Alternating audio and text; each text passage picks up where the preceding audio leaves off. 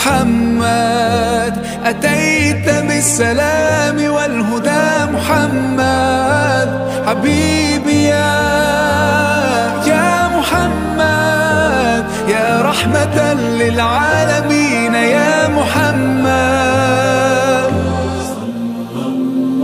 Untuk nak belajar saja, untuk buat amal.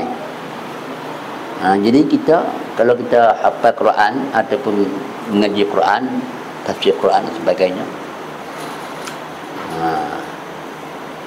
akhirnya kita nak mencontohi Rasulullah sallallahu alaihi wasallam. Dengan sebab Quran ini diturun kepada Rasulullah SAW untuk disampaikan kepada manusia, pada umat.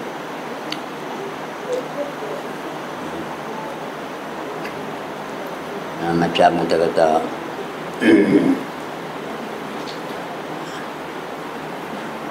Siti Aisyah radhiyallahu anha pernah ditanya oleh sahabat, akhlak Rasulullah SAW.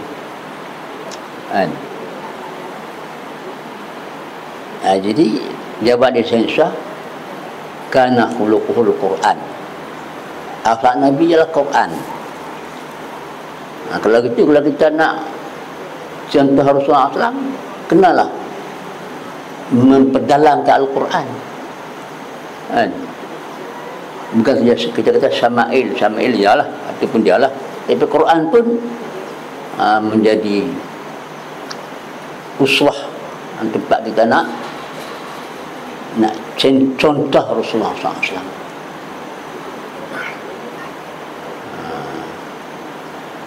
Yang mengatakan laqad kana lakum fi rasulillah uswatun hasanah liman kana Allah wal yawmal akhir wa zakarullah katsira. Kita ingat surah ayat apa dalam surah Ahzab lah. Sungguhnya demi Allah adalah bagi kamu pada Rasulullah SAW itu satu ikutan, teladan, contoh yang elok bagi siapa? Bagi mereka yang takut pada Allah dan akhirat, dan mengingati Allah Ta'ala dengan sebanyak-banyaknya. Ini mereka ni akan mengikut Rasulullah SAW dengan memperdalamkan,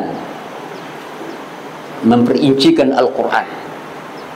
Jangan lupa pada Al-Quran. Macam imam-imam yang dulu, kata Imam Syafi'i, dalam bulan puasa dia baca Quran sehari 2 kali habis, siang sekali, malam sekali.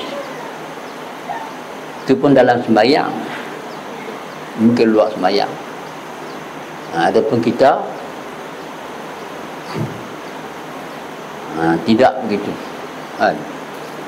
Jadi kita mementingkan dan mempelajari Al-Quran sampai setengah-setengah tu ada orang yang hafal Quran lupa Quran. Ini berat. Tak boleh. Kalau kita hafal Quran, jangan bagi lupa, kecuali kalau uzur lain. Aku tak uzur, kena bagi ingat Quran. Macam ceritakan tadi, mana budak-budak belah Indonesia ni, hafal Quran sampai boleh mahir, cekap. Itu segala. Jadi jangan bagi lupa Al-Quran, bagi ingat Al-Quran. Macam imam Syafi'i, imam lah, Imam Hanafi, Imam Syafi'i, Imam Maliki, Imam Hambali, imam mereka tu hafaz Quran, bahkan berpegang pada Al-Quran, dasar Al-Quran. Mazhab mereka kesemuanya dibina atas Quran dan hadis dari ijma' dan qiyas. Begitu ilmu lain, ilmu tasawuf pun begitu juga, mesti kena ada Quran dan hadis. Semacam tasawuf Imam Junaid Al-Baghdadi, dia kata man lam yahfazul Quran walam yaktubul hadis la yuqtada fi hadzal amr. Siapa tak hafal Quran dan tak tulis hadis, tak diikut pada ini pekerjaan, ini tasawuf ni. Tasawuf pun belajar pada Quran, kena ada ilmu tasawuf pun. Bukan semua tasawuf, kena ada ilmu tauhid, fiqh dan tasawuf. Barulah jadi.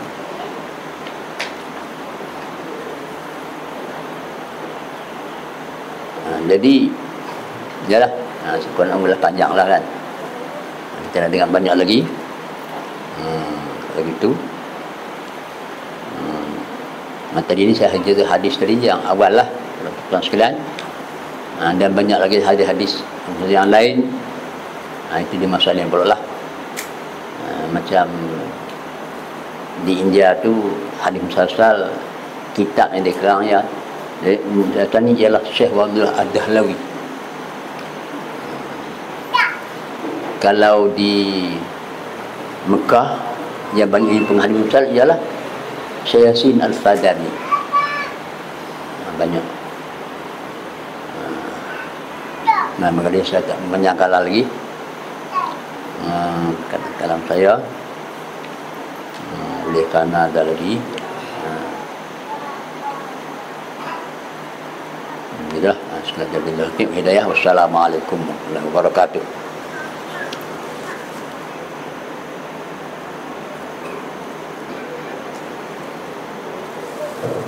Waalaikumsalam warahmatullahi wabarakatuh. Itulah dia sikit sebanyak penceritaan sejarah yang disampaikan oleh Tuan Guru Haji Wan Muhammad Izzuddin bin Syekh Wan Ibrahim hafizahullah ta'ala kepada kita semua. Dan majlis diteruskan lagi dengan penyampaian bicara yang disampaikan oleh Tuan Guru Datuk Seri Haji Hassan bin Haji Ahmad. Sebab itu kita nak cerita ataupun nak membaca sedikit sebanyak biografi, biodata Sahibul Haul Tuan Guru Pak Tuhim ataupun Tuan Guru Syekh Haji Wan Ibrahim.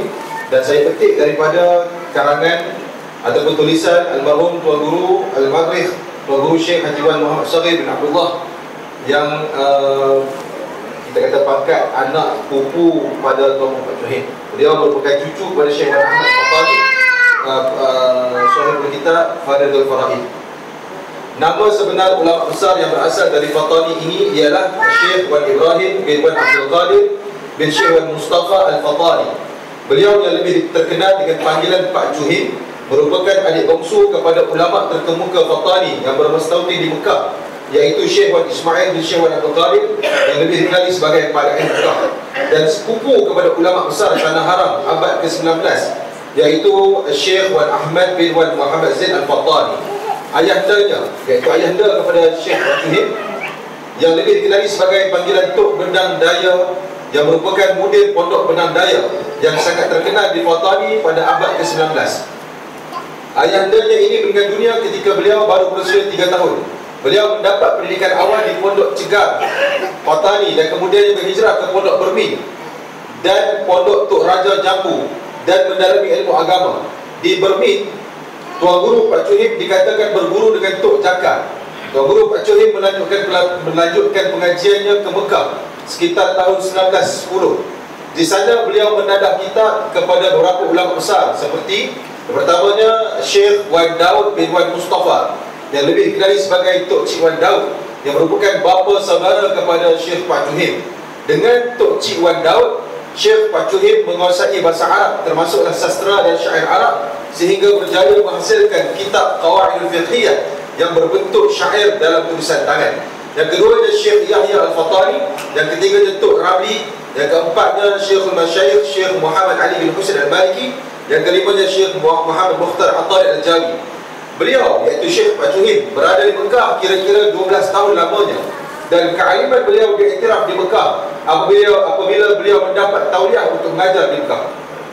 Beliau kembali ke Tanah Melayu pada tahun 1924. Beliau tidak terus pulang ke kampung halamannya, sebaliknya mengambil keputusan untuk menetap di Kedah. Ketika di Kedah, beliau berkahwin dengan Hajah Wan Zainab, iaitu anak kepada Tuan Guru Haji Ismail Cik Dul bin Mustafa Al-Fatani, yang merupakan adik kepada Tuan Guru Haji Husin Cik Dul, guru di Pondok Gajah Mati. Pasangan ini dikurniakan 11 orang anak, di mana antara anak-anaknya yang menjadi ulama besar ialah seperti Tuan Guru Haji Wan Abdul Qadir, Tuan Guru Haji Wan Mustafa, yang kemudiannya memimpin Pondok Gajah Mati. Tuan Guru Pak Cuhim kemudiannya mengambil alih pondok bapa ketuanya dengan mengekalkan kaedah yang telah ditetapkan oleh bapa ketuanya, iaitu Tuan Guru Haji Cik Dul di Pondok Gajah Mati, iaitu mengajar bahasa Arab dengan memberi perhatian khusus kepada ilmu nahwu, saraf, balaghah, syair dan mantiq. Ilmu-ilmu agama yang turut diajar ialah seperti fiqh, tauhid, Al-Quran dan hadis. Antara kitab yang beliau gunakan sebagai teks pengajaran ialah Syarah Syuzur Zahab karangan Syekh Jamaludin Ibn Hisham dan Tahrir dan Fathul Wahab Syekh Zakir Ansari. Ketika beliau memimpin pondok tersebut, Pondok Gajah Mati, penuntut-penuntut dari segenap pelosok alam Melayu datang memanjiri pondoknya. Ada yang datang dari Jambi, Mandailing, Patani, Kelantan, Negeri Sembilan, Johor, Perak dan lain-lain. Pada sekitar kepuncaknya, pondoknya pernah dihuni kira-kira 1,500 orang pada satu masa. Tuan Guru Pak Cuhim pernah sangat mementingkan perpaduan dan permuafakatan. Pengalamannya sebagai ketika berhadapan dengan suasana kacabila masyarakat Arab di Timur Tengah telah memberi kesedaran yang sangat mendalam kepada dirinya tentang pentingnya perpaduan sesama umat Islam. Untuk tujuan itu, beliau telah bersama-sama dengan bapa mentuanya dan tokoh-tokoh agama yang lain seperti Tuan Guru Haji Awam, ayah kepada Tuan Guru Haji Ahmad Rubat, dan Tuan Guru Haji Ahmad Rubat sendiri yang merupakan penghulu Mukim Padang Pusing, imam dan ketua-ketua kampung, telah menggubal satu peraturan bagi menjaga perpaduan masyarakat di dalam Mukim tersebut.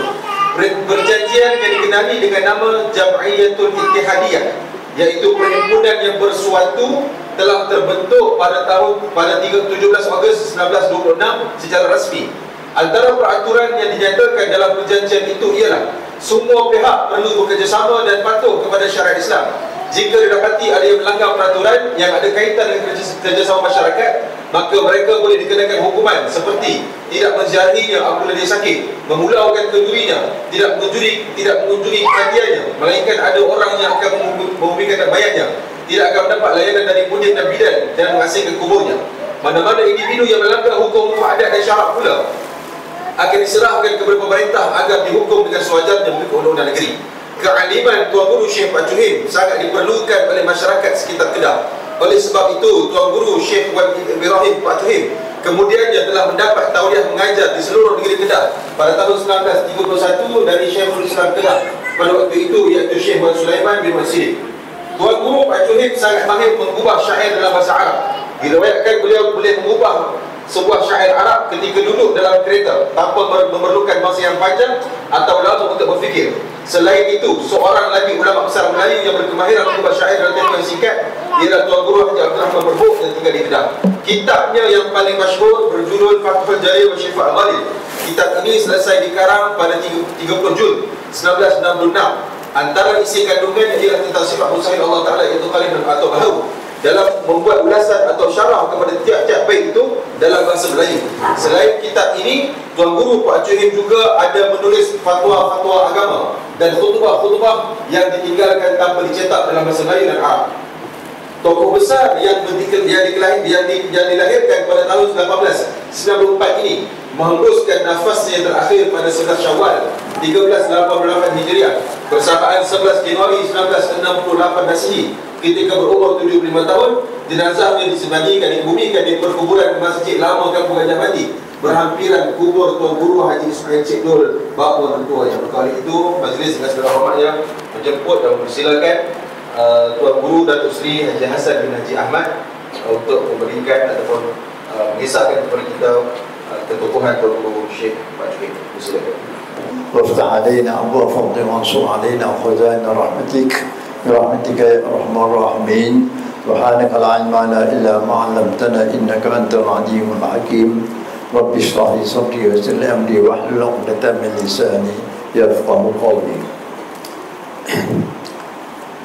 Yang berbahagia saudara pengurusi majlis yang saya hormati, iaitu Tuan Guru Haji Wan Azzuddin bin Haji Wan Ibrahim, khususnya para alim ulama-ulama yang hadir pada hari ini, lebih lagi yang pernah menuntut belajar di Gajah Pondok Gajah Mati, yang bersama-sama dengan saya dulu dan juga yang dulu daripada saya. Kemudian dari segi sejarah pengajian saya, biarlah saya cerita sikit, iaitu saya mula belajar di Pondok Gajah Mati ini pada tahun 1957, tahun merdeka. Masa tahun merdeka tu dari pondok, dan masa orang sambut merdeka di Al-Ustaz, saya pernah pergi lari pergi tengok sambut merdeka di Al-Ustaz. Tu saya tak lama lah. Lari pergi apa pacu, saya kata apa pergi apa baik. Itu mula saya belajar di sini, dan saya keluar daripada Pondok Gajah Mati itu tahun 1964. Jadi buat tingkat 3 sana dikira daripada 57, 58, 59, 60, 61, 62, 63, 64. Selama 7 tahun berada di Pondok Gajah Mati pada masa itu.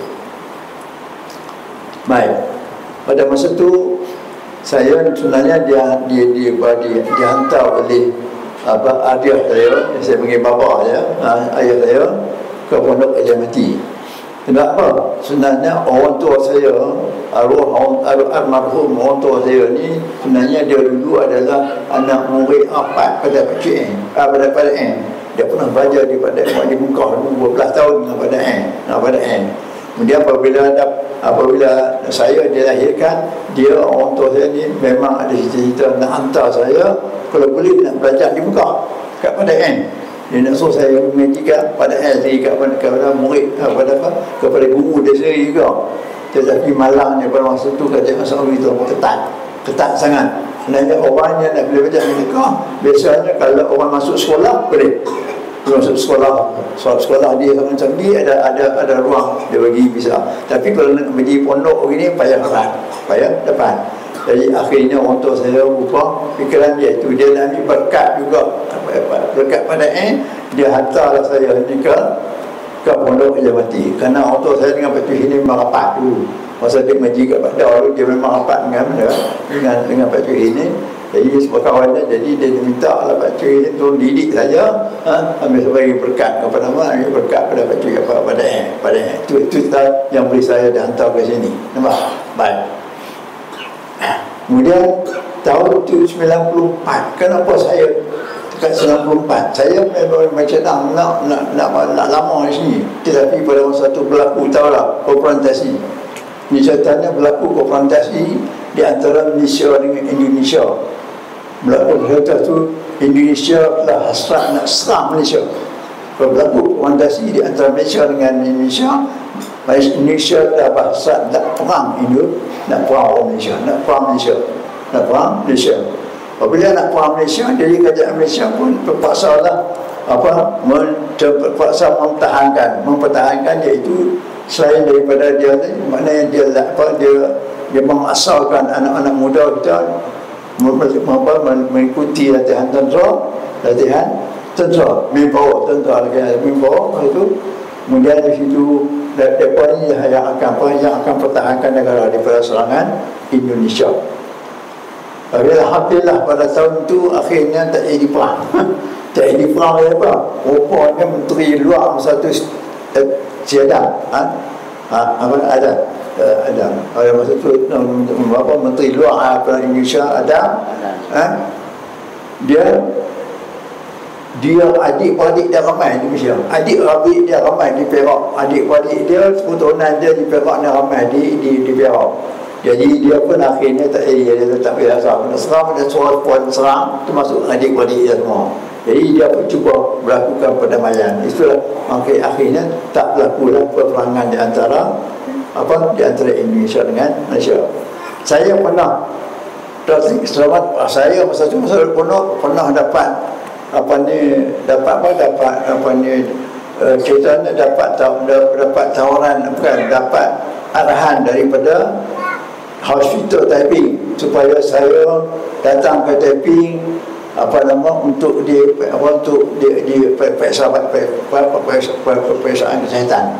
Untuk periksa kesihatan. Nampak? Kalau periksa kesihatan dulu dia akan hantar saya training di mana? Iaitulah di Port Dickson. Di sana. Latihan tentera.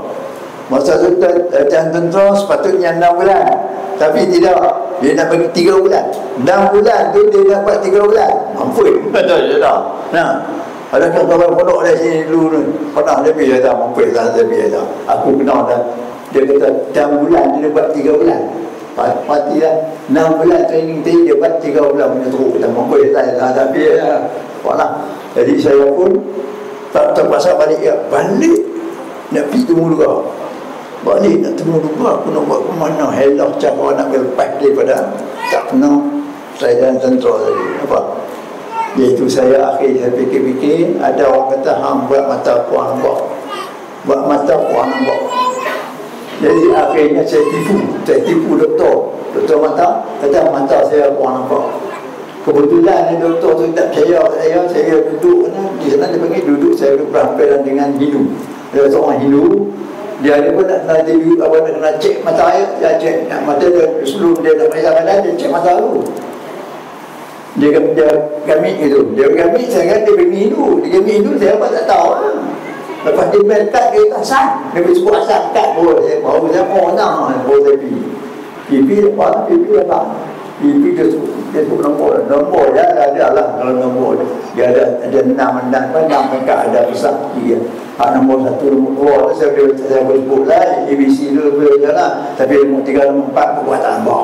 Balik boleh nampak, boleh baca nombor 6 pun boleh baca, tapi buat tak nampak.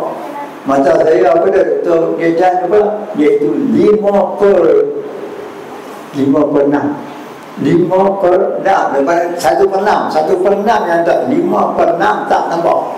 1 per 6 saya nampak, 5 per 6 tak nampak. Jadi dia percaya, dia panggil itu saya tak nampak, bila dekat itu pun ni dia biar. Doktor tu kata, awak tahu, awak ni kena ambil saya akan bagi surat, pergi cek saya mata, pergi cek ke doktor mata, awak kena buat saya mata. Kalau tidak, awak ni minta jalan banyak isteri payah. Boleh payah, dia minta jalan, boleh takut, dia takut. Nampak? Dia bagi surat tu, saya ambil surat tu, pergi cek mata, padahal mata saya apa-apa nampak. Dengan cara tu dia percaya, akhirnya saya tak tiba dengan latihan tentera. Maknanya saya dikecualikan daripada mengikuti latihan tentera. Rupanya masa tu pasal apa saya tiba, dia panggil juga ada kita duduk pondok. Rupanya pasal tu pondok kita tak ada register. Contohnya pondok Gajah Mati masa tu tidak diregister dalam senarai kerajaan. Kalau tak ada register, sebab tu dia kira kita tak ngaji, kita tak belajar. Maknanya budak ni masa umur 15 tahun, sebab tu dia bagi. Kalau belajar sekolah tak apa, dia tak bagi. Jadi saya balik beritahu Pak Cu, saya kata Pak Cu, saya ni nak kena keluar lah dari pondok, nak pergi sekolah. Mengajar sekolah ni saya terlepas daripada ni. Bila saya abang saya buat tipu mata ni, tak apa lah Pak Cu, kita tak apa lagi. Akhirnya apa dia? Akhirnya dia Pak Cuhin tadi, dia benarkan saya pergi sekolah. Lepas tu bukan dekat saya saja, malah ni Abang Zudi pun dia tak, dia pentak India pergi sekolah, pentak di India tu pergi sekolah. Nah, lepas tu pada Sophie dia Sophie saya pergi Kota Baru, dia masuk Ahmadi, saya masuk tak mengajar tak mengajar ni kira mau lebih masuk tak mengajar lah. Tu cerita masuk dalam 60 nampak? Cuma itu apa pengalaman saya masa boleh belajar di Pondok Jawa dulu. Baik. Kemudian Pak Cuhin nasihat satu lah. Saya ingat lagi Pak Cuhin nasihat saya. Ada satu kes. Saya ni memang mempunyai kemahiran untuk kalau nak tanam pokok getah, saya dah kemahiran. Tanam pokok getah, nak tanam pokok pisang ada kemahiran. Sebab orang tua saya ni dia kebun kecil. Bekerja kecil ni maknanya tanam pokok layan pun dia biasa dia ajak saya tanam pokok pisang layan, macam mana nak jaga pokok getah pun dia jaga. Pernah orang tua saya latih saya apa nama? Semai anak getah. Semai anak getah beribu pokok anak getah semai tadi, tujuannya ialah apabila besar anak getah ni kita pakai naik baju perai, lepas tu pokok kita lepas tu gali pokok getah tadi besar, lepas tu cantai lepas tu ambil getah tadi pi semai buat pi bubuh dalam parit. Dan bagi akak baru pula. Kalau akak baru pula, dekat minggu lebih, dekat 10 hari, akak baru pula, baru ambil di tanam di pul. Pasal apa? Pasal masa tu nak tanam kita, nak kena pagar. Nak kena pagar. Tapi pagar tak jadi, pagar nak orang nakai. Nampak? Untuk saya pagar nak habis beribu pagar tu kan. Tapi ada orang nakai apa? Orang yang belah kami dia kerat pagar. Dia pagar tu, dia roboh. Pagar dia bila nakai pun akan dia kerat pagar tu. Jadi, tapi masuk makan yang tak.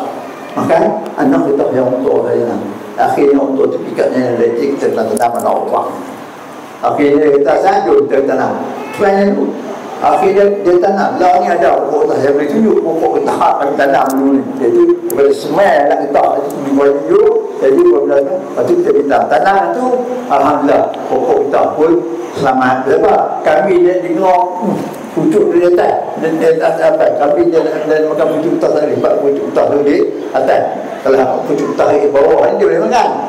Jadi selamat. Jadi apa nama dengan cara tu maknanya tak payah lagi tanam pokok hitam berpagar tak ada orang jahat. Dia jahat ada orang jahat ni dia buka pagar. Dia buka pagar masa itu sebab cabaran masa tu. Jadi saya ada pengalaman tu. Kemudian pengalaman racun saya ada pengalaman. Nak racun rumput, racun dalam saya ada pengalaman. Saya di pondok ni saya di mana dilatih, pacuhin latih saya sebagai pengajar untuk racun. Ada yang antara murid saya iaitu apa ada ramai antara pondok-pondok ni. Jadi saya latih depa, saya pacuhin, saya suruh latih, suruh ajak depa racun. Saya ajak latih cara nak racun berapa, cara ajak latih berapa ni. Orang tandu, tengok tandu dulu racun. Dan juga dulu musim kemarau perlu pada siram. Kami paksa apa siram air, ambil air sungai tu kandang main jual pokok tanam tu dulu. Jadi pengalaman dia untuk dan jadi akhirnya pada satu masa tubuh dengan mukis. Caca ni antara tubuh saya yang mula yang 9 nanti kecil. Masa tu dia ada semangat nak bawa anak muridnya pergi tolong tanah pergi payah main isul. Ni payah isul. Berapa musim ni? Payah main isul lah. Jadi masa tu ada seorang di sebelah negeri itu dia ni rapid dengan sultan dan dia boleh bagi orang nak recommend untuk bagi tanah kepada orang-orang yang suka tadi. Saya pun terlibatlah sama sebab saya pun dia pun tahu dia saja dia pergi tukar tanah tu. Saya pun mengaji ke Penyomot, jadi saya pun pergi tukar. Sana tak mengaji dulu dah sehari 2 minggu. Minggu 2 hari mesti. Tak silap hari Jumaat pun, hari Jumaat dengan hari Selasa. Tak silap tak je lah. Hari Jumaat dah, jadi hari Jumaat tak kira kerja lah sebab kita main Jumaat lah. Cuma hari Selasa tu, hari tu penuh masa.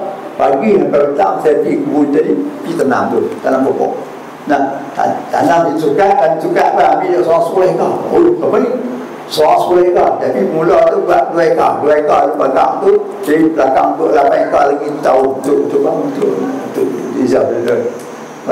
Baik, saya dah sempat tanam pokok hijau. Tengok buat dengar pokok ni. Walah, habis tu ceritanya. Pada satu hari saya cuci biskut. Biskut tu potong dan musim hujan. Tengah cuci biskut, penuh pacu saya berapa ni? Saya cuci biskut. Pacu tak apa kan? Dia kata saya, dia kata tak sampai berhenti lah daripada buku. Dia kata berhenti lah daripada tokok tanah buku. Nah, dia kata tumpukanlah pengajian sepenuhnya. Kata saya, tumpulah pengajian sepenuhnya. Masa cuci jadi minggu 2 hari cari ilmu tu tak sampai pergi buat bulan dia kata hafal lah apa yang boleh hafal. Itu nasihat saya.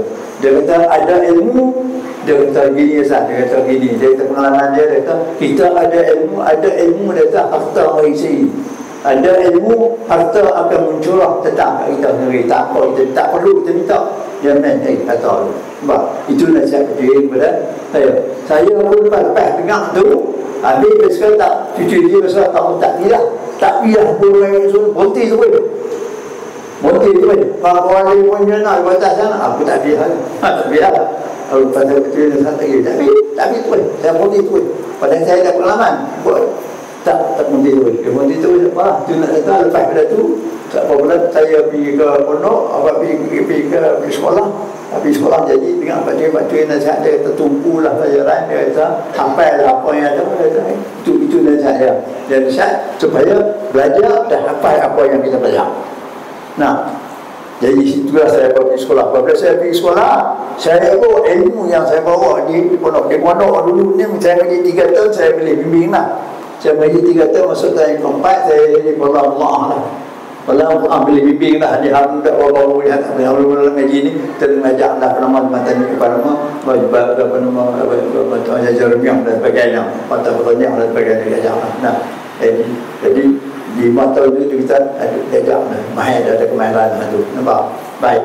Jadi pada di sekolah saya bawa bekal saya cara ni saya bawa. Rupanya di sekolah ni universiti kalau pergi ke sekolah tak panggil bukan apa pergi universiti ini yang puli dia maksudnya yang puli dia ada sistem tutorial ya dan kata tutorial ini sebenarnya sudah ada di pondok dah ada iaitu apa sistem Palang ni ialah tutorial ya iaitu pembantu pensyarah dan dia akan bimbing budak-budak ni saya di sana pada saat di sana jadi saya ajak budak-budak penggawai semua apa tak faham kita buka kelas buka kelas untuk bincang pelajaran yang dibincang di beliau ini.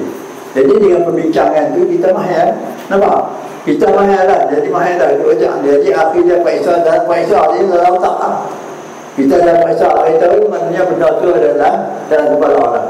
Sampai masa Faisal, Ustaz ni nak beri panuna. Cek saya masa tengah Faisal dia selok, tengah Faisal tu dia selok kertas hewan. Sebab ini dia tengok saya dia pula sebiji dengan sebagai ajaran nota sebiji dalam tak lari satu huruf tak lari orang saya hafal dia ingat saya tiru dia biasa tengok saya dia ingat saya tiru saya tiru saya menghafal tulis sampai bahasa Melayu balik bahasa Melayu pun saya tulis ikut nota dalam bahasa Melayu. Saya ingat Ustaz Budi almarhum Ustaz Budi awal tu dia bersyarah bagian bahasa lah. Dia pun pelik. Tengok saya boleh kawal saya boleh skor nombor 1 tahun 1 sampai tahun 4. Tahun 1 sampai tahun 4. Jadi saya jadi menarik perhatian masyarakat. Dia kata menasan tepuk dia tak tahu. Nah, sampai dia kata bagi derma siswa kata.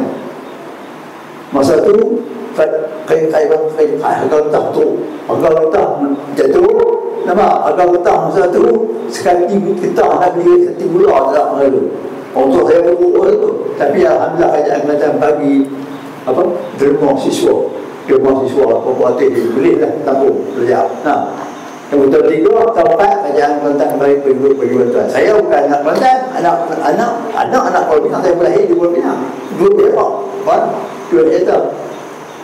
Lepas pada tu saya habis itu saya beri sekolah. Lepas tu saya lepas tu saya lepas daripada saya habis itu saya ditawarkan dia untuk master di Azhar. Itu master di Azhar. Saya sambut saya pergi ke Azhar. Kerajaan Kelantan pergi ke Kerajaan Kelantan bagi beasiswa saya untuk saya sambut di Azhar. Di Azhar masa tu sistem yang lagi di Azhar sistem lama. Sistem lama iaitu 5 subjek. Faisal dia ngaji 2 tahunnya, Nuri 2 tahun berapa Alhamdulillah. Nak Nuri 2 tahun berapa dengan Faisal 5 subjek dulu. 5 mata pelajaran ni Nuri Faisal baru layak untuk Faisal Syafawi. Faisal kertas dulu Faisal kertas baru disenaraikan ni dan orang yang layak menduduki Faisal Syafawi. Nampak? Tu nak cerita. Tak tahu. Saya masuk tahun 1 di Azhar. Kami masuk Faisal Allah 100 orang lebih. 100 orang lebih masuk tu ramai Faisal yang mengajar doa tempoh masuk mengaji sekali saja. Masuk Faisal saya termasuk dalam golongan 9 orang yang layak memasuki peperiksaan bertulis. Sebab apa? Sebab saya lulus 5 subjek. Daripada berhati 100 lebih ini 9 orang saya yang lulus periksa bertulis 5 kertas ni. Saya telah orang tu Malaysia, ada Indonesia orang. Ada lah tahun ni. Tak apalah. Lepas tu periksa pula saya bertulis. Dapat periksa lisan, soal lisan tu kita dia bagi kita. Tahu. Dia bagi kita, saya masuk survei, dia bagi kita apa? Dia bagi kita iaitu Mukhtasar Ibn Haji. Mukhtasar Ibn Haji. Dia suruh bagi masa seminggu, dia suruh study seminggu, lepas tu tak periksa. Nak periksa Mukhtasar Ibn Haji ke 6, nampak? Nak periksa Ibn Haji, dia nak periksa apa dah, iaitu dia kena study dulu. Anda baca dulu. Baca bagi betul ni, i'rab dia beritahu semua. Lepas tu dia kena faham apa dengan mantiknya, sebab Mukhtasar tu bincangan dia ada kaitan dengan mantik apa semua, nak faham tu habis apa semua. Saya jadi guru, nak terguru jumpa Syekh Abu Nur Zuhair. Abu Nur Zuhair ni pengarang kitab usul fiqh yang 4 juzuk tu. Abu Nur Zuhair Abu Nur Zuhair tu saya pergi menghadap dia. Pergi jumpa dia, saya kata saya nak periksa awak, nak periksa siapa ni. Bila ada satu, bila ada periksa ada 10 hari lagi, periksa 4. Siapa dia nak periksa? Dia tanya siapa dia nak periksa. Saya tak tahu yang nak periksa saya ialah anak Husaini. Anak Husaini Syekh. Anak saya Husaini, anak dia memang syahid. Anak dia memang terkenal periksa dia kiuk sampai dia akan periksa kita sampai kita kiuk tak elok boleh berhenti. Itu perangai dia, perangai guru. Nampak? Tapi apa kata Syekh Abdul Nazir, tak apa, aku tahu perangai nak Syekh ni, aku tahu. Dia ajak saya, dia kata lah ni Muhammad hari ni aku nak ajak mantik je. Dia ajak saya 3 jam mantik. Dia ajak mantik apa semua, habis dia ajak dia ajak mantik saya seorang tu. Dia ajak setengah jam, dia kata faham kan? Faham? Dia tanya balik. Dia tanya, dia jawab. Dia mana fokus tak seorang. Dia kata boleh. Dia sambung pula, dia sambung setengah jam pula, sampai 3 jam. Berapa kali dia berhenti. Lepas tu habis 3 jam, baru dia kata begini, dia kata lepas ni tak sampai rumah dia. Dia kata pergi jumpa dengan dia di Masjid Al-Azhar. Pagi-pagi Masjid Al-Azhar. Subuh. Lepas subuh dia tak pergi lagi. Subuh kan, pasal subuh dia lah. Lepas ni dia pergi menghadap dia di bilik dia. Dan 3 hari tu ambil dia menghadap mahal apa semua pula. Dia kata kat saya, insya-Allah Hasan dia terhangkal dulu. Sebab dia tanya ni, dia tanya perkara tu berulang ni, dia tanya dia jawab semua. Dia kata kalau hang boleh jawab dia ni, insya-Allah angkat dia. Alhamdulillah. Nampak? Betul rupanya.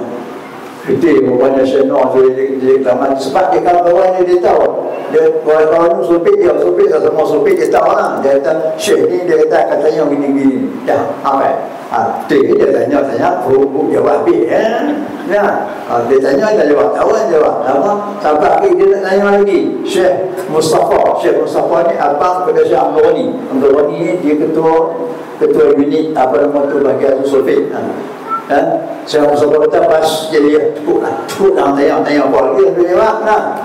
Barulah Syekh ni, anak Syekh ni berhenti tak tanya. Sampai mananya dia sampai kalau dia baca kita baca sampai dia boleh tanya kita sampai kita boleh berhenti tu. Tapi usaha Mustafa tu jadi alhamdulillah saya lulus. Tahun 1, tahun 2 baru itulah kedudukannya lulus. Itu berkat daripada Pak Cuhin tadi. Dia kata kena hafal. Jadi berkat saya kena hafal apa yang itu dia kena hafal. Itu apa nama, dan itu apa nama, itu adalah merupakan nasihat daripada Pak Cuhin kepada saya. Dan saya boleh usahakan mana kalau belajar apa, maknanya kita belajar betul-betul dengan itu. Kita belajar ni memang dalam kitab. Kalau kita baca dalam Minhajul Abidin pun dia siapa nak baca dengan ikhlas. Keikhlasan tu dia ada 3 peringkat. Peringkat pertama tu kita belajar tadi adalah kadang-kadang menjadi keredaan Allah Subhanahu Taala. Bukan nak cari harta benda, bukan nak cari kemegahan, bukan nak cari harta dan sebagainya. Tapi kita menjadi keredaan Allah, insya-Allah akan bantu. Tapi betul nak ceritanya apabila saya balik dulu semua balik balik jadi bersyarah di musim lain, jadi bersyarah di Niam Puri tahun 77, 78, 79, 81. 81 apa nama? Pokoknya musim raya ambil alih. Niam Puri, jadi sistem Niam Puri saya ambil alih, saya ambil alih. Jadi 81 saya terpaksa balik pergi kepada ke Pawangku, sebab sistem itu sudah diambil alih oleh musim raya. Sebenarnya sebelum musim raya, mesti buat alat dia. Mesti kemasaan tuan-tuan pernah bincang dengan kerajaan kita dengan Kelantan, isu ini Kelantan nak ambil alih dia. Tapi kami pertahan. Masa tu saya kata bahasa Kelantan kita nak bahasa Kelantan, bahasa Arab. Kita pertahan yang tu. Kalau isu kemasaan dia tak boleh pertahan sebab dia bahasa apa, dia bahasa Kelantan, bahasa Melayu. Atau di isu kemasaan apa nama di fakulti mengajar Islam pun dia bahasa mentah, dia bahasa Melayu, dia tak ada bahasa Arab. Tapi apabila pergi bincang dengan isu Melayu, masa tu orang kuali dia kata apa, dia boleh bincang dengan nak gerak. Kuali tak sanggup menghadap dengan Agung. Dia berjumpa Agung, dia minta kebenaran daripada Agung supaya benarkan apa nama tu isu Melayu ini, dan dia beri pengawasan bahasa dalam. Nama Agung kenal, dia tak boleh, tapi kena buat, dia tak tahu. Dia buat permohonan supaya memberi kebenaran kepada isu Melayu yang dialih ini di bahasa Arab. Lepas tu dia kan, kalau dia tak tahan itu, tak tahan jadi bahasa Melayu bila. Dia kan, itu boleh dia. Alhamdulillah, itu lepas.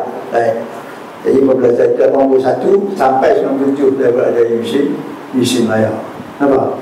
Jadi yang itulah. Jadi nak cerita tentang berkatnya Pak Juhi, nak cerita tentang keberkatan Pak Juhi tadi, kita menyanyi tadi bukan ingat nanti harta apa semua, harta naik betul. Saya peluang jagaan benar tu nak dapat. Masa saya mengajar di Syuraya, saya pernah ditawar menjadi penasihat syariah misi. Penasihat syariah Maybank. Saya telah disyarat ke Maybank rakyat pernah. Dan sekuriti di penasihat syariah.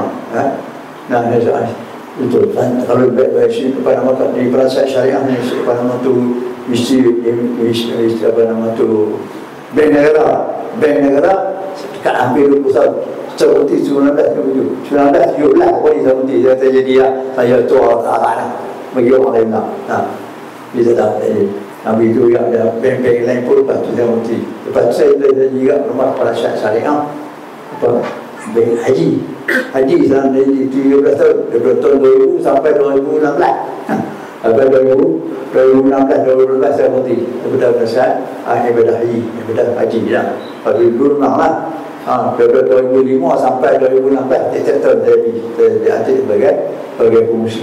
Itulah apa nama percayaan yang diberi oleh pihak tabung haji. Dan juga pernah saya diantik sebagai pengurusi mesyuarat pakar syariah di JAKI pernah juga nanti saya bagi pengurusi syariah dan JAKI.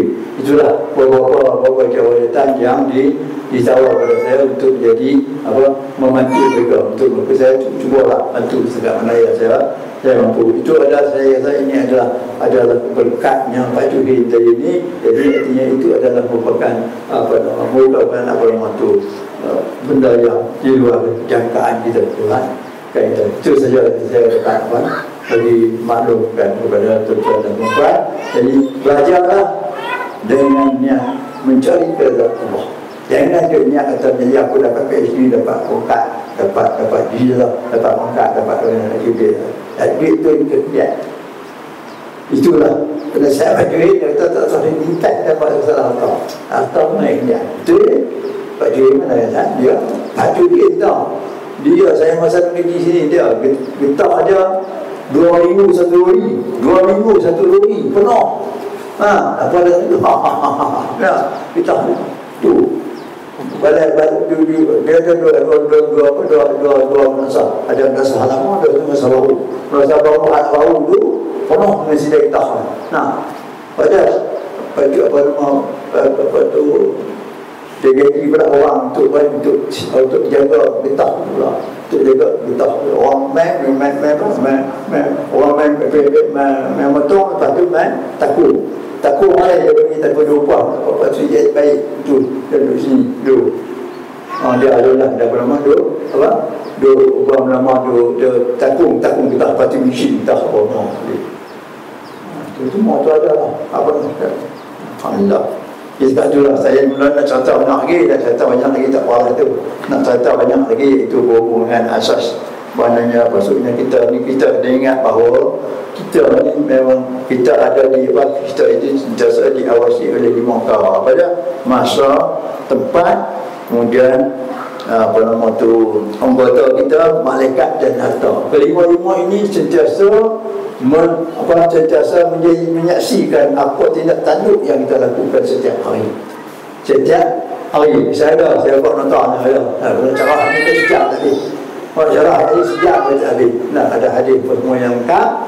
Jadi kalau kita ingat yang ni, maknanya kita akan berhati-hati, mana kita tak akan buat maksiat. Sebab kita buat macam hanya kita tengah lepas. Jadi benda semua ni akan menyaksikan segala gerak laku kita, iaitu masa sendiri, tempat kita, anggota kita, para malaikat dan harta kita miliki pun semua akan menyaksikan yang itu. InsyaAllah. Jadi satu dulu sebagai sebagai untuk memenuhi program ini. Dan kalau ini saya banyak masalah lain kita tidak pernah bincang tajuk ni, kita bincang pasal seluruh 4 kalau ini yang menyaksi anggota kita dengan hadis tersebut.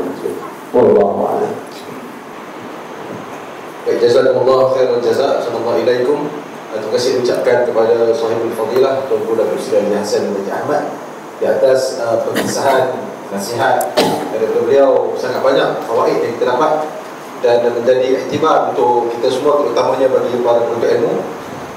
Dan insyaAllah seterusnya sebelum majlis berehat untuk tengah hari, tuan-tuan guru asatizah, keluarga bagi Allahyarham Syekh Fatuhin yang berada bersama kita semua di sini, para pelajar yang dikasihi Allah sekalian. Sebenarnya tidaklah ada cita-cita saya dari awal untuk berada di barisan hadapan ini, tetapi berkali-kali diminta saya datang memenuhi ruang ini. Alhamdulillah, saya ucap terima kasih kepada pihak tuan rumah. Kedatangan saya adalah ialah meraihkan sahibul haul yang kita raihkan pada hari ini, dan juga meraihkan tetamu-tetamu kita yang sanggup datang dari jauh untuk bersama kita, dan juga untuk mengambil keberkatan Pondok Gajah Mati dan murid-murid yang selama ini mendedah kitab di sini. Pengalaman saya mungkin berbeza dengan tuan-tuan dan lebih-lebih lagi tuan guru kita. Meskipun saya dipanggil tuan guru, sebenarnya dinisbahkan kepada saya ada pondok kecil di Langgak, Kedah. Sebenarnya guru awal saya, guru agama, guru Al-Quran dan guru kitab-kitab turos yang kami belajar di kampung dulu ialah almarhum Allahyarham Tuan Guru Haji Sa'ad bin Idris rahimahullahu ta'ala, murid dan juga saya difahamkan ketua matlaah di Pondok Gajah Mati. Di situlah kampung kami dan kami juga berkeluarga. Saya melalui perjalanan belajar agama ini ialah melalui sekolah menengah Melayu biasa sehingga tingkatan 6. Ditakdirkan Allah melanjutkan pelajaran ke Universiti Kebangsaan, tapi bukan dalam bidang agama. Ya, saya ambil Fakulti Sains Sosial ataupun Sains Kemasyarakatan. dan pengkhususan saya di tahun 4 ialah sains politik. Habis saja belajar di universiti, saya seperti biasalah pemegang dan mahasiswa macam Datuk Seri kita ditawarkan kerajaan berkhidmat di Pulau Pinang sebagai penolong pegawai kewangan negeri selama 4 tahun. Habis 4 tahun masih di Pulau Pinang, dikekalkan sebagai ketua protokol kerajaan. Saya rasa Datuk Seri kita sangat arif tentang pentadbiran Pulau Pinang kerana menjawat jawatan Sahibul Samaha, Moki Kerajaan Pulau Pinang. Sayalah menjaga protokol, termasuklah Sahibul Samah Datuk Moti ketika saya bertugas 4 tahun, sehingga saya dipanggil balik ke Kuala Lumpur berkhidmat di beberapa kementerian. Datang umur saya 40, hati saya kuat menarik saya untuk berfikir bahawa jawatan sudah elok, tetapi ilmu agama tidak ada. Kebetulan isteri saya juga adalah pegawai kerajaan. Bincang dengan beliau macam mana kita berhenti dengan umur 40. Maka sambutan yang saya dapat sangat menggalakkan. Maknanya dia lebih cepat berfikir bahawa sudah sampai masa. Kalau dia masa itu menolak, mungkin saya pun lemah semangat. Ini semua perancangan Allah memudahkan perjalanan kami, maka kami pun berhenti, tidaklah berfikir, tidak ada bayaran apa-apa. Silakan kerajaan kita pergi, ramai lagi nak ambil tempat kamu. Kami pun masuk pondok Persiap Tumbuh. Jadi cukuplah saya cerita macam tu. Pengajaran yang kita ataupun saya dapat ialah berkat keinginan untuk bersama di dalam jalan ilmu itu adalah selangkah kita berfikir dan berkhosatnya. Kita kata 1000 ataupun 1,000,000 rahmat sudah pun datang dari Allah, memudahkan sebuah perjalanan dan tidak ada yang menghalang perjalanan itu. Sampailah selama 14 tahun saya menuntut ilmu di pondok-pondok, maka saya pun nak balik kampung. Disitulah di kampung, orang kampunglah mengusahakan membuat pondok. Walaupun saya mula-mula mengajar hanya di bawah rumah, hinggalah ada pondok yang kecil sekarang yang merangkumi kombinasi daripada pendidik awal sekolah rendah sendiri, sampailah maktafiz, sampailah pondok, sampailah pondok warga mas yang kira-kira 500 orang lah yang menumpang duduk. 350 ulang balik kerana sekolah rendah. Hanya ada hampir 200 ya yang duduk di dalam. Jadi apa yang saya nak cakap, yakin percayalah melalui pengalaman yang telah dihuraikan oleh ayah-anda kita, masyayikh kita, guru-guru kita, bahawa selangkah kita menuju akhirat, dunia mencari kita, dunia bekejar mencari kita, tetapi dengan ilmu itu menjaga kita, menjaga seluruhnya apa yang kita ada. Tapi kalau kita mengejar yang lain, semuanya binasa, semuanya tidak boleh menjaga kita.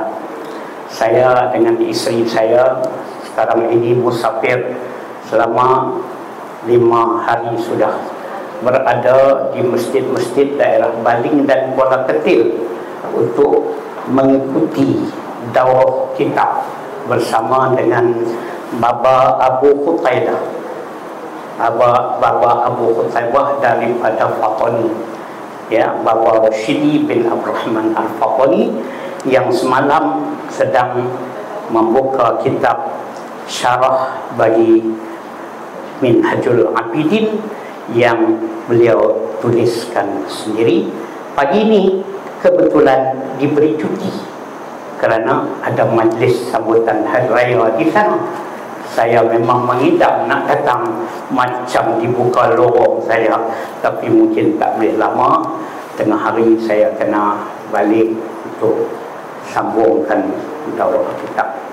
Apa yang disuruh saya bercakap di sini ialah, tuan-tuan dan puan-puan, jangan tinggallah ilmu agama walau di mana saja kita berada, walau di mana saja kita sudah mencapai tahapnya. Cuba kita lihat masyayikh kita yang di depan ini, baca, tulis penuh. Mudah-mudahan apa yang saya tulis ini menjadi ikutan saya, bahawa mereka tidak berhenti belajar, mereka sentiasa menambahkan ilmu pengetahuan. Kata guru saya dulu ketika dia melatih saya untuk mengajar, sebab saya tak berani ke depan. Ketika dia menggalakkan saya mengajar, dia kata kamu akan bertambah alim bila kamu mengajar. Asbab mengajar itu kamu kena matlaah. Melalui matlaah ilmu sudah sampai. Yang kedua katanya, ketika kamu menyampaikan di situ sampailah ilham Allah datang tak berhenti-henti. Kadang-kadang masa matlaah tak jumpa, tiba-tiba tengah mengajar, dibukakan Allah segala ilham yang lancar menghuraikannya. Jadi saya cubalah dengan nasihat guru, nampaknya boleh juga mengajar, dan saya dapat tauliah mengajar bagi seluruh Kedah sudah lebih daripada 15 tahun. Dan saya juga mendapat tauliah mengajar daripada Mufti Sabah untuk mengajar seluruh Sabah, kerana kebetulannya saya diminta untuk membuka cawangan-cawangan pondok sebanyak 5 buah pondok di pendalaman Sabah, di tempat yang puratanya masyarakat Islam antara 20 hingga 25%. Dan melatihlah anak-anak orang Islam daripada asnaf dan juga mu'alaf ke pondok di Kedah untuk balik menjadi guru. Dan sekarang pondok-pondok itu ditakbir oleh orang-orang Sabah yang dilakukan secara percuma, hasil sumbangan orang ramai melalui pondok di Kedah ini. Setakat itu sajalah yang saya dapat ceritakan. Jadi mohon doa tuan-tuan semua, lebih-lebih lagi ayahanda kita, ya, Datuk Seri Haji Hassan bin Ahmad yang kita sangat kasihi, ya, sebab kita ikut perkembangan. Kebetulan sebahagian besar daripada keluarga Ustaz Hassan atau Datuk Seri Hassan adalah ulama. Pandang tengok seiras saja, ya, dengan Allahyarham adiknya Syekh Zakaria dan juga Ustaz Datuk Idris bin Haji Ahmad sekarang ini duduk di majlis ini sudah dapat keberkatan. Melihat wajah masyayikh kita pun dapat keberkatan. Syekh Wan Aizuddin bin Wan Ibrahim bin Wan Mustafa bin Wan Muhammad bin Zainul Abidin bin Muhammad Saleh bin Ali bin Sayyidina Ali bin Ali Al-Laqihi rahimahullahu ta'ala, ya, keluarga mereka semua daripada jaluran wali-wali Allah yang besar duduk di sini. Tuan-tuan, yakinlah kita akan dapat kemurnian dan keberkatan yang luar biasa. Saya membuka pondok tidak menyebutkan langsung Syekh Wan Aizuddin kerana saya pun tak kenal, tetapi tiba-tiba belik dalam gambar beliau bersama-sama menadahkan kepada tangan kepada Allah supaya pondok ini diberkati. Tengok balik, Masya Allah, dalam tak kenal, dalam tak panggil, telah sampai di pondok kita. Apalah kita ini. Maka saya walaupun masa tidak banyak, tetapi ada saja di Kedah. Kalau ada majlis di sini, insya Allah datang kerana mencari keberkatan. daripada masyayikh kita. Setakat itulah saja. Kalau saya ke depan sangat, saya mohon maaf kalau saya kurang banyak. Itulah saya sebenarnya. Wabillahi taufiq wal hidayah. Assalamualaikum warahmatullahi wabarakatuh. صلى عليك الرحمن أزكى الصلاة والسلام يا ربي ارفع مقامه دوما في كل مكان. Allah Ta'ala tahu tengok zat dia, lenyap. Malaikat Nabi kata, Nabi Musa nak minta tengok tu, tak buka no arah, jadi slot weh, jadi baptis no. Maka malam merah tu, saya tengok Allahnya, tu Nabi tengok Allah pada tu. Nabi tengok Allah, dia dari itu lihat apa dan apa gitu. Dia bawah nampak lip ni.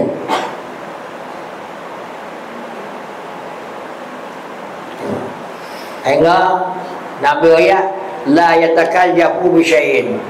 Allah Ta'ala tak ada pihak sesuatu. Ada dia tak ada semua belum. Nak oyak tu. Ada. Kita ni akan boleh tengok di akhirat so. Kata dari kita hadis al-majalis, kita di akhirat esok Allah Ta'ala jadi hari sama dengan hari dunia. Kalau kita cerita dalam akhir, kita hari dunia, tapi hari mula di akhirat harinya hari satu, Ahad, Sunnah, Selasa, Rabu, Khamis, Sabtu, Jumaat. Maka Jumaat ni Allah Ta'ala suruh himpun habis hala segera, pergi tengok dia. Nabi kata, mu lagi boleh tengok terakhir kamu setimu tengok bulan penuh nambah ni. Nabi kata, satarau bagus. Satarau lagi mu tengok kata kamu setimu tengok bulan. Apa Nabi tasbih tengok bulan, tengok dah ni. Kata ulama tapi kan tak makan mata. Tengok dah. Wah pada tengok dah tu, kata Nabi, maka bergalihlah rupa tiap orang daripada kota macam wujuhun yawmazin nadirah. Saya kata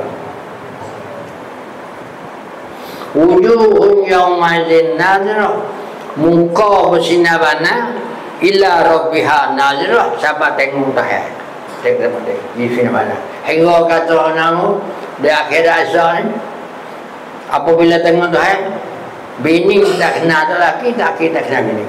Hal yang rupa kata macam tiap minggu sekali di tengok dah. Tahan dia kata sami'um, mana dia kata itu sami'um basir.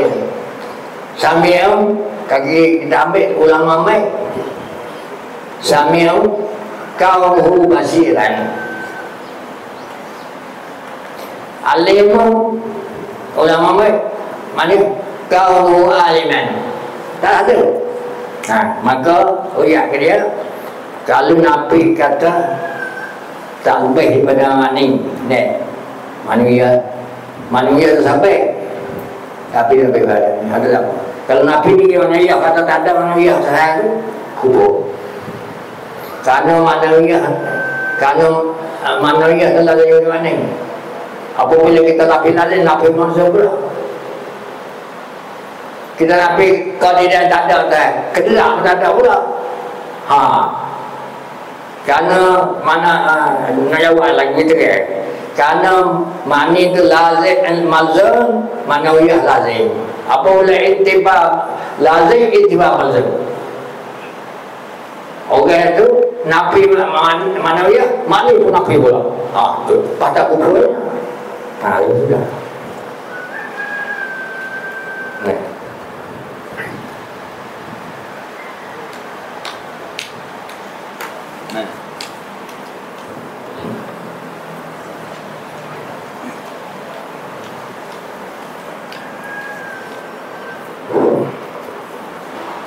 Jadi dalam kalam mutlak ada dua pendapat. Kata-kata yang pendapat pertama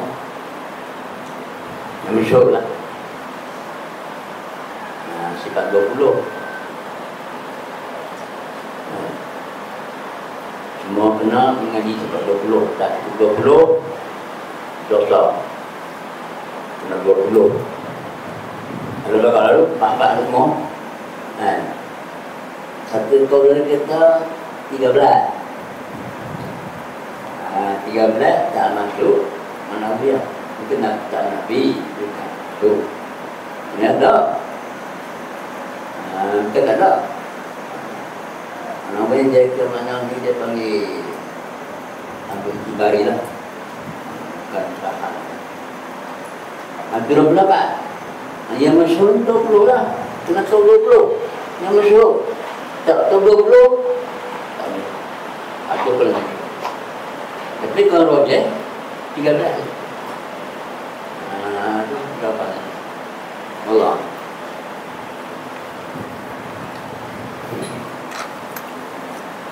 Ayat. Ayat. Dalam kitab ni dia semua. Orang munafik mengenai miyah serta menyampaikan lawan kubur tak ada khilaf saudara kita.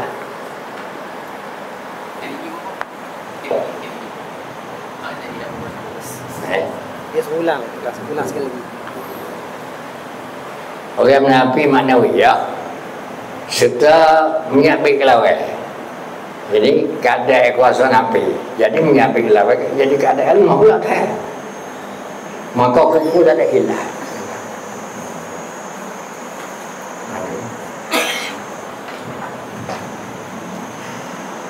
Kalau kita nak ayat sahabat bagi kubur, sahabat bagi kubur, iman nombor sebut 5 kali. Pertama, eka benar sunnah. Yang kedua, syirik. Syirik itu sekutu ke? Apa?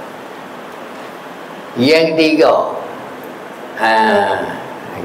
takdir mendustakan sunnah. Yang keempat, inat degil nampak sunnah tapi dia tersetuju supaya Yahudi itu. Yang kelima, nifak. Kata Imam Nawawi, kalau ada orang dalam hati orang salah satu daripada 5 perkara ni, tetap orang itu kafir, bukan Islam. Ada soal.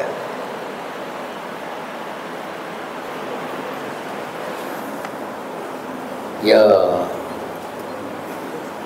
ulama Tusik Manawiyah ni ada 2 lah mana pada hadiri Manawiyah ni semua sahabat dia Tusik Namisa kaum Qadiran Namisa atas ulama yang mengata talbih tani kaum Qadiran ibarat daripada ada sifat tegak di zat. Kau tak bisa lagi nak tahu ni dulu. Kaum Muridan ibarat daripada ada sifat iradah di zat. Kaum aliman ibarat daripada maksudnya. Kalau dia panggil ini lapa, ini panggil apa? Lapa semua habis, mu'abir mana lagi? Kau ni mana kau hayyan, maknanya ibarat daripada ada hayat dia. Tu maknanya. Ada pun kau yang menyabit hewan, kaunuhu pada sana ibarat daripada pelekat seolah-olahnya. Pelekat kedua rizal. Maka atas kau ni, atas kau ni jadi kira mani pun kodeng, kaunuhu pun pelekat pun kodeng, za pun kodeng, dia tiga je pun. Maka kau ni dia ada benda, ya kau ni filah ulama ada tiga bagi. Satu wujud ni akan mulai tibari akan tiga tak ada. Ini kamu kata tiga bagi. Ini kamu tak nyampe hewan. No. Ya, kamu yang nyampe hewan pak lagi. Benda ada, benda multibari, benda hewan, benda multibari, benda tak ada. Hanya tu. Sama ada kira balik baru ke kira balik Allah. Hanya ni. Tapi dia kata ulama, hewan ni atas kaya hewan ni kalau hak baru tak buat. Ya. Yeah. Kalau hewan ni atas kata umur bari tak ada kena buat. Kita misal. Supaya tahu buat sawa. Buat sawa ni Allah Ta'ala kena buat atas kaum yang menapi hewan, kena buat sawa dia buat mani. Hak baru atas yang kira ni, atas dia penting. Atas kaum yang menapi hewan, tiga saya kena buat je. Buat sawa, manis wasawa, lekat manis di wasawa. Hewan.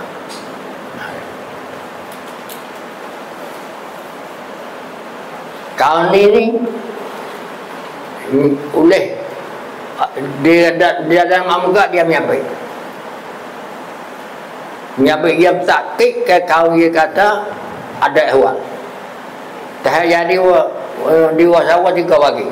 Satu zat wasawa, kedua manis wasawa, ketiga lekat manis wasawa. Tengok dalil pas manis dia jadi tawar lah. Tak boleh, tak ubah je. Ada. Tapi hak hai kau cepat manusia hak ni dia kodeng tak nak jadi. Sampai tu dia panggil benda kodeng tak ada tertib, maka dia panggil lazim. Dia antara mani dengan mandi dia panggil lazim. Bainahuma talazuman. Belazim. Lazim apabila zat ni kuasa, lazim sifat kuasa ada zat. Kerana sebab sabar. Lazim apabila kita kata zat ni tahu, sifat ilmu ada zat. Itu ya. Apa hukum orang mengatakan Allah Ta'ala bertempat? Hukum orang yang mengatakan Allah bertempat? Allah bertempat. Kalau orang tanya Tuhan tempat, kita tanya ya Allah. Tempat ni apa? Mengerti dah tempat? Puyo ya tempat ni apa?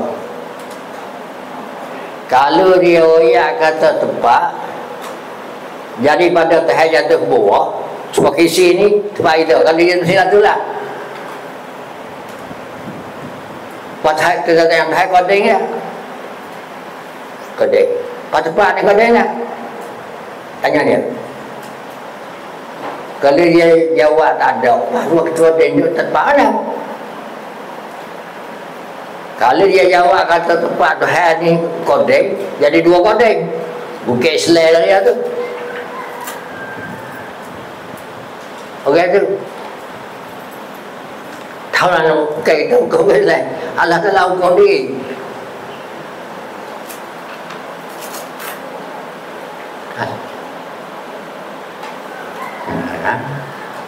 Buya tu sepak tu. Banyak tu sepak ni. Semua daripada tempat sepak Tuhan Allah Ta'ala daripada terkeluar. Kalau Tuhan ni ada tempat, maka tempat tu konten ke baru, kita tanya. Kalau dia kata tempat baru pasal konten dia tak apa. Kalau dia kata tempat ni konten jadi dua konten, jadi dua Tuhan lah okay. Kata Tuhan soal we tanya berita Pak, kita jangan jawab lagi. We tanya berita dia dulu. Kalau kita jawab dia tinggi kita. Kata mung kalau tak erti lagi ni, untuk saya kata. Jadi sini dengan saya ada beda. Di satu dia tak ada tempat di Syamah, tempat yang terbawa. Kisi ni tempat kita. Kisi dah kita daripada itu tempat di Syamah. Ada tempat di sini ulama pula menah kisi kalau apa. Tempat si Syamah. Kalau dia tak ada kata menah kisi kalau apa tempat, kita tanya tahap kisi dah.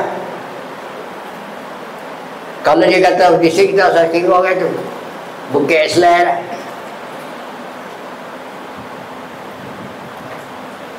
Kalau dia kata tak ada gising, tak tempat dia tu dengan gising saja.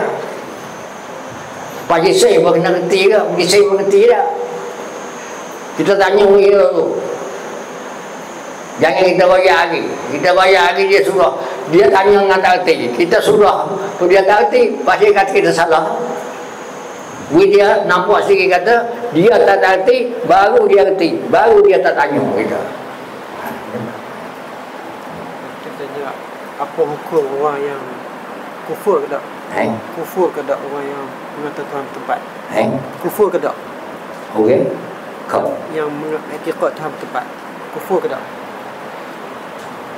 Kalau dia Tuhan kata bertempat, kalau dia etika Tuhan tempat tu, Tuhan tu berjising, itu kafir. Itu masuk pada kaum al-mujassimah.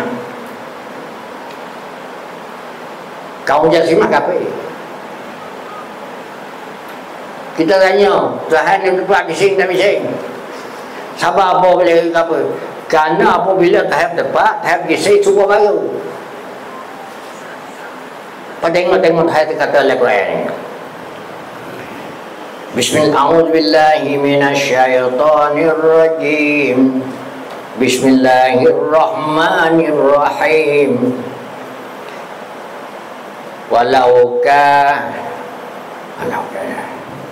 Walau kana fihima alihatun illallah la fasadata. Ni saya kata ni. Nanti kita tengok. Walau kana fihima lau mulai. Lau kana fihima ni yang kata salah. Lau kana fihima alihatun ni fa'an kanatam illallah lain pada Allah. Lain mana? Maknanya saya kata jikalau ada pada keduanya pada langit dan bumi alihatun Tuhan lain pada Allah, la fasadata nak tak ada langit bumi ni.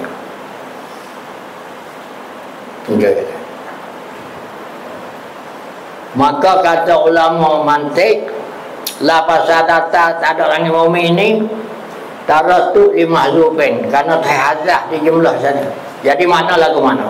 Asal jikalau ada pada langit bumi lain pada Allah, nak lemah keduanya. Jawab itu. Dan tak kalau lemah keluarnya, dia bila yang lemah Allah. Kalau Tuhan berisik, lemah. Kalau Tuhan baru, tetap lemah. Kalau apabila lemah Tuhan, nak dia tak ada lagi. Siapa boleh buat lagi? Kalau sebab apa? Kerana gising ni jalan yang baru. Pas kita betul ni, kita semua gising. Langit pun dapat gising. Suruh buat, semua seka boleh buat dah. Tak boleh buat. Buat sabar boleh buat. Kerana gising ni. Kerana baru ni. Pasal dah ada tempat kita jangan orang yang tinggi dulu. Jangan dia tanya kita. Kita jawab dia tanya dia takdir dah. Soalannya, bolehkah jika ada orang mengajar sifat 20 dengan menggunakan istilah yang pertama mawjud, yang kedua qadim, yang ketiga baqi. Ini soalannya boleh guna istilah ni, istilah mawjud, qadim, baqi. Batik. Baqi, al-baqi. Baqi. Batik. Baqi kekal. Baki. Allah lah mawjud. Mawjud. Qadim. Qadim. Baqi kekal. Baki. Qadim. Boleh tak? Boleh tak guna ketaan? Sikat tu. Kena kat lah tu. Nak kata Tuhan mawjud, Tuhan qadim, Tuhan baki. Tak boleh hatur tu. Hatur tu. Tapi kita nak kata aneh. Apa boleh nak wujud waktu kita ada cerita lagi, orang boleh tanya. Wujud Allah, wujud makhluk, wujud. Di mana tempat tak serupa wujud Allah dengan wujud makhluk? Gitu. Kalau orang kata wujud Allah dengan wujud makhluk ni serupa, orang itu tak sah juga.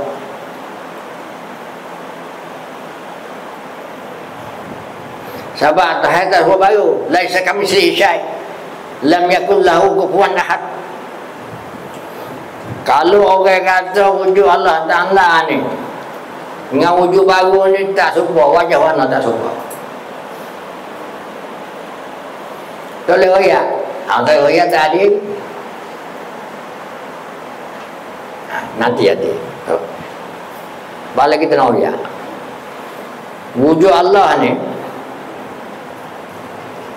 tak serupa orang baru. Wujud Allah ni wujud. Wujud akal. Wujud baru haruf. Orang tanya lagi, siapa apa boleh wujud Allah Ta'ala ni wujud? Siapa apa wujud baru ni haruf? Kita jawab, siapa wujud Allah ni wujud, siapa dia kodek. Kodek ni asal nak jadi Tuhan, dia kena kodek insyaAllah. Nak sebenar kederak kerana kodek. Nak salah dengan orang kerana kodek. Kodek ni besar sekali. Tapi dia memang kita lah. Tapi dia pada surah kodek ni, siapa dia surah kodek, siapa 30 jalan. Dia surah kodek aja. Jalan ukur rata, jalan dia semua 30 jalan. Hingga semua pada mengatakan takdir buat begitu. Aduh, faham? Kata dia ada, mati. Dan dah siap mati. Dan dah kekal mati. Sampai orang lain tak boleh jadi Tuhan. Kalau kedak pun tak boleh buka apa orang lain. Sebab tak ada ni. Tak ada wujud, tak ada kidan ni. Ni bejal asal ada semua.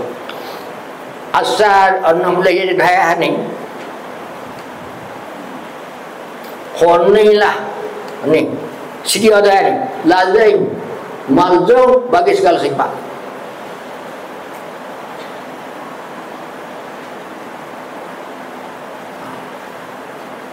Segala sifat tu, segala sifat Tuhan terbagi apa? Terbagi dia Tuhan ni, dia nak ada rumahnya. Satu, dia nak kaya. Kedua, nak makhluk semua bahagia dia. Maka dia nak kaya, dia nak makhluk kaya dia, mesti ada sifat 20. Atau saya. Ada sifat. Dan sifat ulun sampai mesti ada, mesti kena ada kidal Tuhan. Bagi tengok hak benar lagi dia baru siapa boleh jadi Tuhan.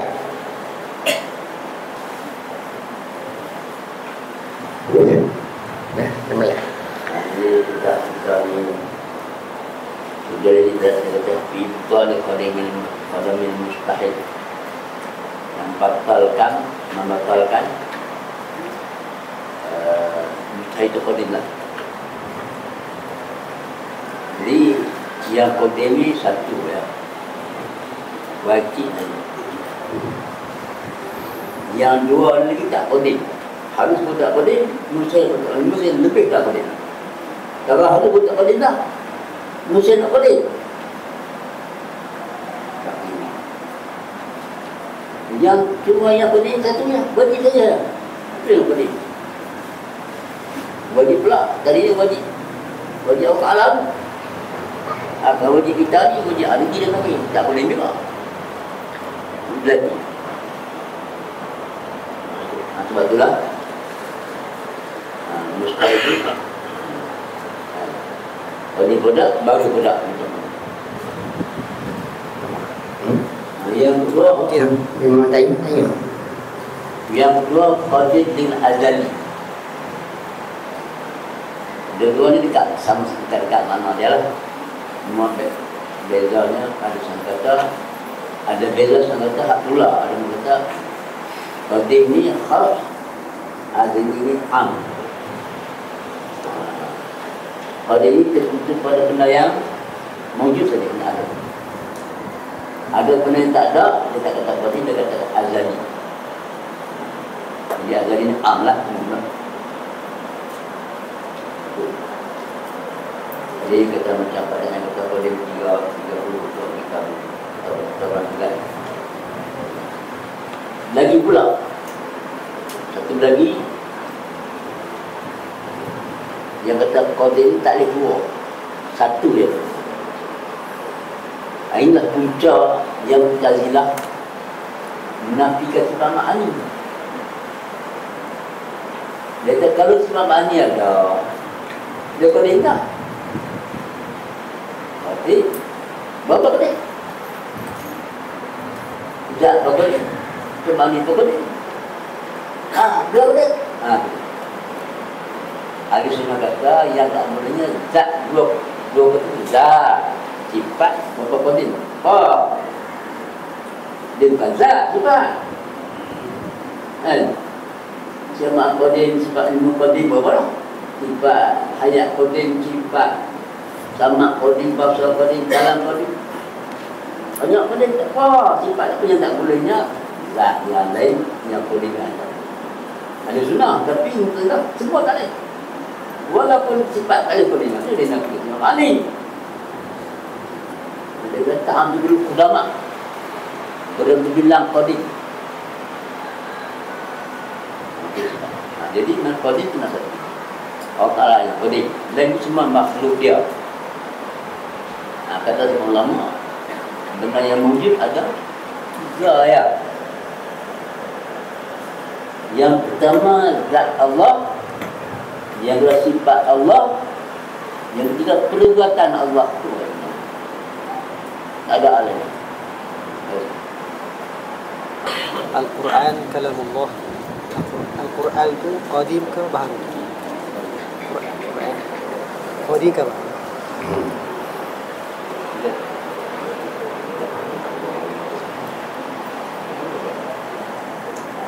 Alim.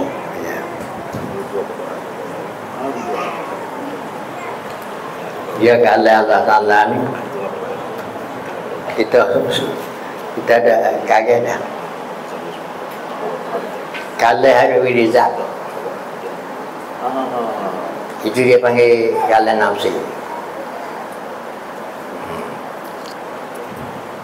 Ada.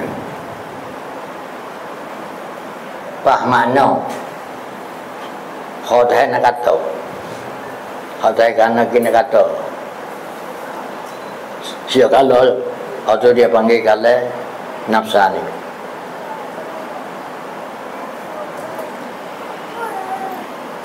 Ya.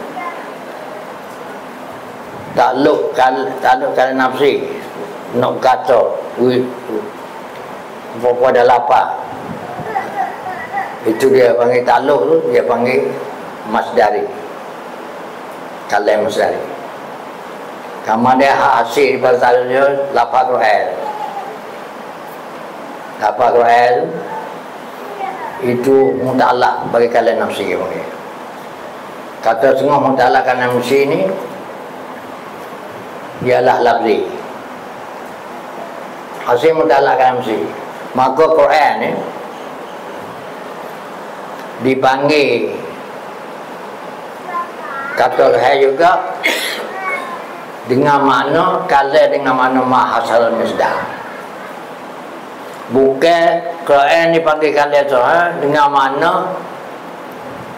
makna ismi Habib Rizak itu. Karena Habib Rizak dia tak ada tubik dari Quran. Habib Rizak sebab kita nak mana? Sebab kita ni kalau ada nak bani wahbi faham tahan sebab dia nak lidah tu atau kalau panggil ismi. Lepas tu kita kata kaum Zaidun, kaum itu hak bagi hasil daripada taluk alai kita. Kaum Zaidun itu panggil ni kaum Zaidun kata dipanggil mahasal bil musda. Kalau tu hai dengan mana tu? Dengan mana mutlak ya. Jadi kalau tu hai lah. Karena apa? Karena makna Quran tu berpakat dengan makna hak tahan nak kata dia kalau. Dia hak tahan nak kata dia kalau siap dah. Hak nak kata dunia, hak nak kata akhirat mana-mana dia kata. Sampai itu kalau nafsani ni ulama kata balaghah. Makna hak tahan kata banyak sekali. Sama ada hari kata dunia, ada kata di akhirat. Hasil Quran panggil kalam terakhir dengan makna ma hasalah bermusdah. Bismillahirrahmanirrahim. Alhamdulillahirrahmanirrahim. Wassalatu wassalamu ala rasulillah wa alihi wa sahbihi. Allahumma ij'al jam'ana hadza jam'an marhuma wa tafarruqana min ba'dihi tafarruqan ma'suma. La taj'alillahumma fina wala ma'yatubana sakiyan wala matrudan wala ma'lum. Allahumma ahsin awaqibana fil umuri kulliha wa ajirna min khizyid dunya wa azabil akhirah. Allahumma ahsin akhlaqana wa nawwir qulubana binuri hidayatika kama nawwattal arda binuri syamsika abadan abada ya arhamar rahimin rahmana. Rabbana zalamna anfusana wa illam taghfir lana wa tarhamna lanakunanna minal khasirin. Allahumma sallimna wa sallim dinana wa sallim imanana wa sallim tawhidana wa sallim ma'rifatana wa sallim arwahana wa sallim arsyadana وسلم أهلنا وسلم أولادنا وسلم ذرياتنا وسلم أرزاقنا وسلم إخواننا من المسلمين والمسلمات والمؤمنين اللهم إنا نسألك رضاك والجنة ونعوذ بك من سخطك والنار. اللهم إنك عفو كريم تحب العفو فاعف عنا. اللهم ألهمنا مراشد أمورنا وأعذنا من شرور أنفسنا ومن سيئات أعمالنا. من يهد الله فلا مضل له ومن يضلله فلا هادي له. اللهم لا تدع لنا في مقامنا هذا ذنبا إلا غفرته ولا عيبا إلا سترته ولا هما إلا فرجته ولا كربة إلا كشفته ولا جاهلا إلا علمته ولا ناسيا إلا ذكرته ولا غائبا إلا ردته ولا فاسدا إلا أصلحته ولا ضالا إلا هديته ولا عائلا إلا أغنيته ولا دينا إلا قضيته ولا مريدا إلا شفيته وعافيته ولا عدوا إلا خذلته ولا حاجة بها رضاك فيها صلاحنا إلا قضيتها ويسرتها وكل عسير عليك يسير. اللهم اغفر لأهل القبور من المسلمين والمسلمات والمؤمنين والمؤمنات. اللهم ارفع درجتهم بالمهديين واخلفهم في عقيبه بالقابرين واغفر لنا ولهم يا رب العالمين وافسح لهم في قبرهم ونور لهم به. اللهم اغفر لنا ولآبائنا ولأمهاتنا ولأجدادنا ولجداتنا ولمشايخنا ولأخواتنا ولجميع المسلمين والمسلمات والمؤمنين والمؤمنات الأحياء منهم والأموات. ولا تهين اللهم في غفلة ولا تأخذنا على غرام. واجعل اللهم آخر كلامنا من الدنيا عند انتهاء آجالنا قول لا إله إلا الله لا إله إلا الله وسيدنا محمد رسول الله صلى الله عليه وسلم كلمة حق أمتنا اللهم عليها غمتونين لا ضالين ولا مضلين ولا مغيرين ولا مبدلين وأنت حسبنا الله ونعم الوكيل ولا حول ولا قوة إلا بالله العلي العظيم. وما قضيت اللهم من قضاء أو قدرت من قدر فاجعل عاقبتنا خيرا وسلم في أكل والدين والسمع والبصر واليقين وأفضل الصلاة وأتم التسليم على سيدنا ومولانا محمد خاتم الأنبياء والمرسلين وعلى آله وأصحابه أجمعين.